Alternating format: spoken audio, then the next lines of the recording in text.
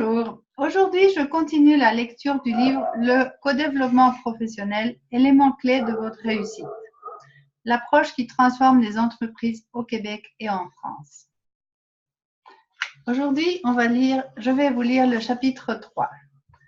Chapitre 3. Compétences développées par les participants du groupe. Les compétences que le groupe de co-développement aide à renforcer sont cognitives, émotionnelles et reliées à la capacité d'agir. Elles correspondent à 3 sortes de savoir. Le savoir, du genre connaissance, le savoir-être et le savoir-faire.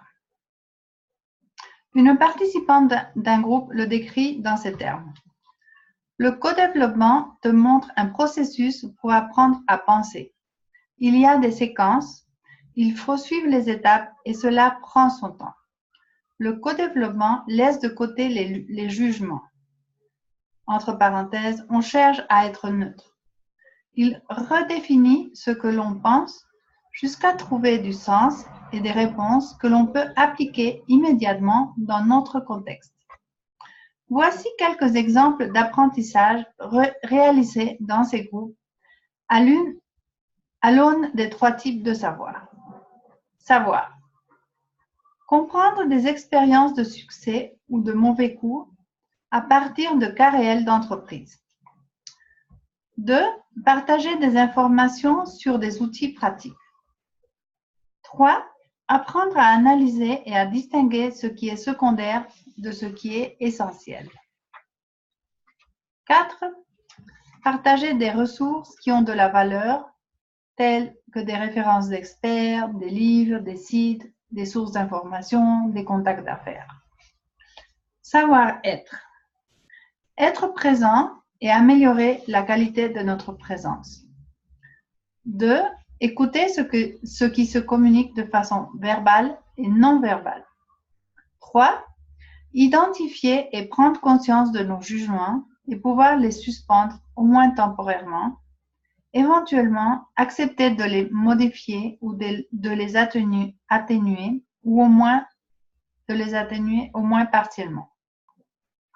Une coach a précisé, nous ne pouvons pas toujours changer nos croyances, mais nous pouvons en prendre conscience et tenter de les ramollir. 4. Respecter des avis différents et même opposés aux nôtres. 5. Prendre en considération la dimension du ressenti. Accepter l'impact que les émotions ont sur nos perceptions et sur notre capacité d'agir. Savoir-faire. Développer des habiletés de leadership. 2. Identifier et communiquer des besoins, demander de l'aide de manière claire et accepter de la recevoir. 3. Offrir de l'aide en respectant le besoin, le style, le rythme et les limites de la personne qui recevra cette aide. 4. Prendre des décisions sans se précipiter, mais en clarifiant les situations et en évaluant plusieurs pistes avant d'en choisir une ou plusieurs. 5. Profiter des avantages de l'intelligence collective. 6. Concevoir des plans d'action à la fois réalistes et inspirants. Ce chapitre, il est court, c'est fini pour aujourd'hui. Merci.